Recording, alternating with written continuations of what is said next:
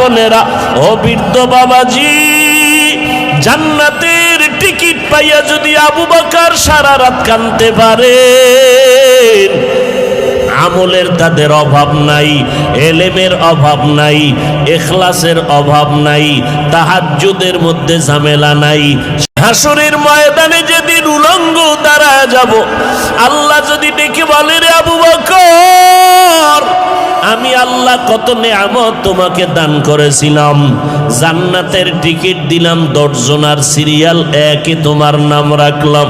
ও আবু বকর, নবীজির তোমার নবীর বিপদকালে তোমারে বন্ধু বানায় দিলাম, হিজরতের সাথী বানাইয়া এত নেয়ামত তোমারে দিলাম, আমার দরবারে সেই বিনিময় কি নিয়ে আসছো?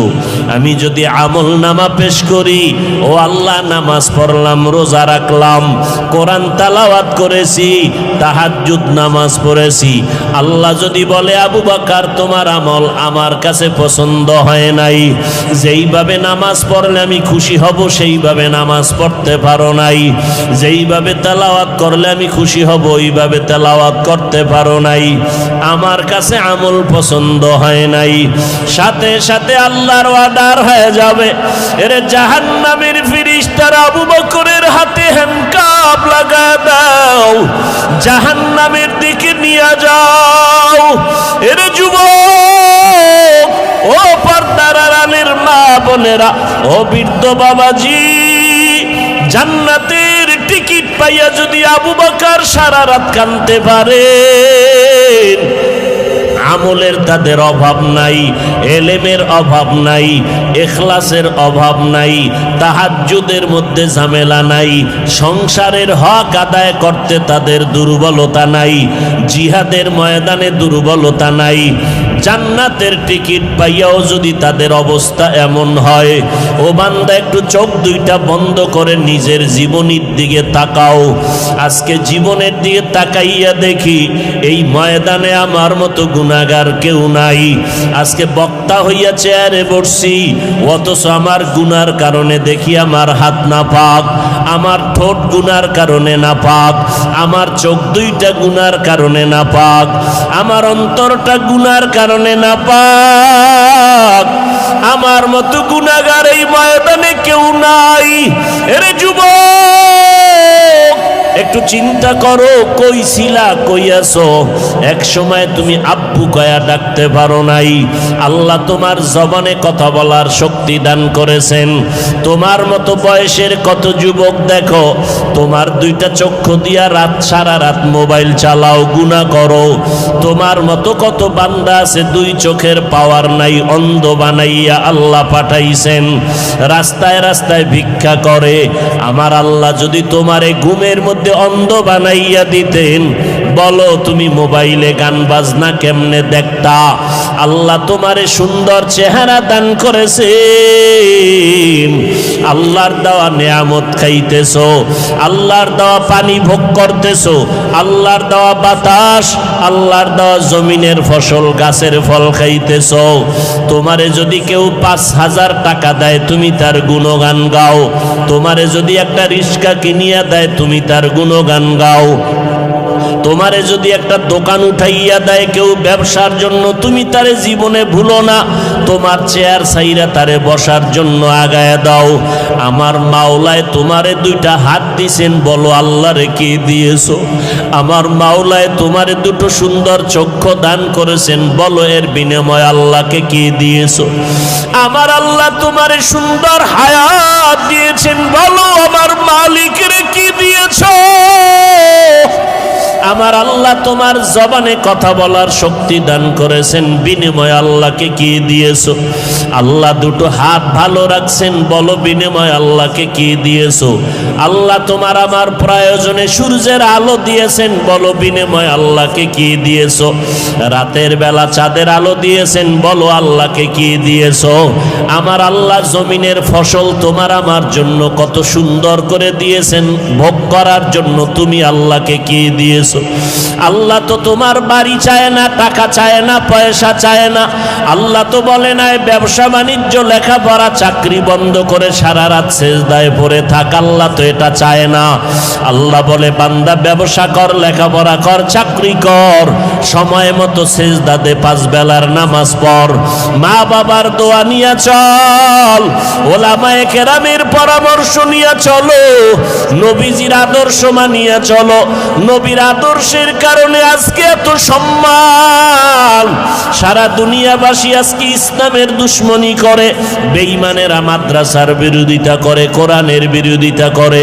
ও যুবকেরা, আমরা যারা টুপিওয়ালা দাড়িওয়ালা নামাজ পড়ি, পর্দা করি, হালাল খাই, বলো আমাদের স্বাধীনতা কোথায় নষ্ট হয়ে গেল? আমাদের খানাও বন্ধ হয় নাই, আমাদের চলাফেরার স্বাধীনতাও নষ্ট হয় নাই। আমাদের মতো দাড়িওয়ালা নামাজি ব্যবসা করে, অভাব নাই, চাকরি করে, অভাব নাই। তুমি কেন বলো নবীর তরিকা মানলে স্বাধীনতা চলবে না? বরং আমি চ্যালেঞ্জ করে বলবো, আমরা যারা নবীর তরিকা মানিয়ে চলি, আমাদের মতো সম্মানে জমিনে বর্তমানে কেউ নাই। আমরা যারা নবীর আদর্শ মানিয়ে চলি, আমাদের মতো শান্তিতে জমিনের মধ্যে কেউ নাই।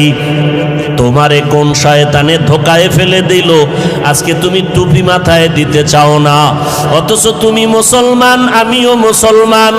তুমি যে আল্লাহ মানো, আমিও সে আল্লাহ মানি। তোমার নবী আমার নবী এক, তোমার কোরআন আমার কোরআন এক। আমি টুপি মাথায় না দিলে লজ্জা পাই, আর তুমি টুপি মাথায় দিতে লজ্জা পাও। আমি দাড়ি কাটলে লজ্জা পাই, আর তুমি দাড়ি রাখতে লজ্জা পাও। আমি লম্বা পোশাকটা না পরলে লজ্জা পাই, তুমি লম্বা পোশাক পরতে লজ্জা পাও।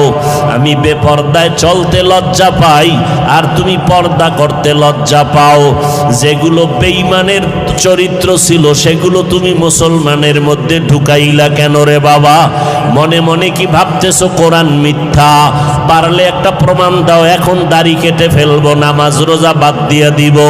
তুমি কেন? বড় বড় মনীষী, বড় বড় পণ্ডিতেরাও তো ভুল বের করতে পারে নাই।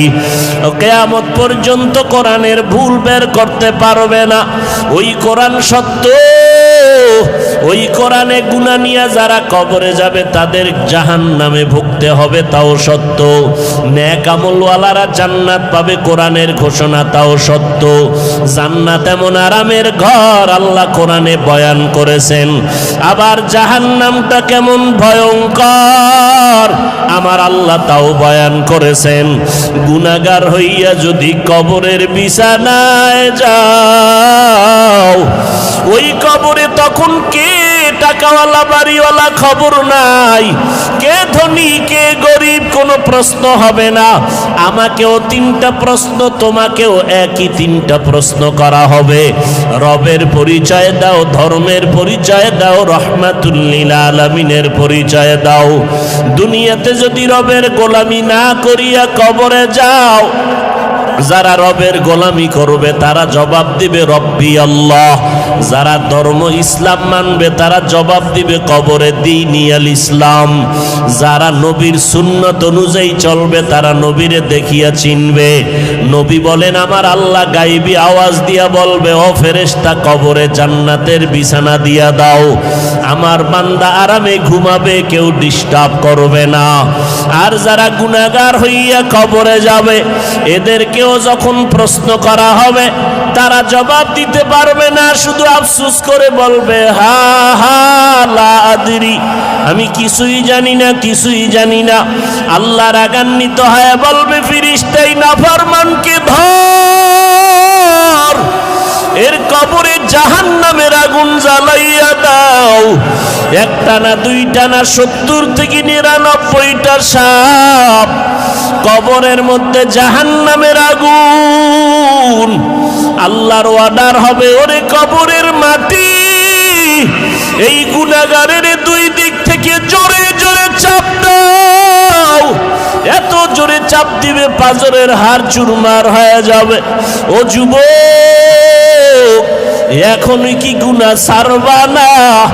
মানুষ তো শখ করিয়া অনেক সময় অনেক অন্যায় করে, তোমার মনের শখ লাগায়া দাড়ি রাখলা না কতদিন, এখনো কি তওবা করবা না? তওবা করার যদি নিয়ত হয়, খাঁটি তওবার নিয়তে দুটো হাত আল্লাহকে দেখাইয়া দাও। আয় আল্লাহ আমাদের তওবা কবুল করে নেন। আয় আল্লাহ নবীর তরিকা মেনে চলার তৌফিক দান করেন, তওবার উপরে মজবুত হয়ে চলার তৌফিক দান করেন, আমিন। আলহামদুলিল্লাহি রাব্বিল আলামিন।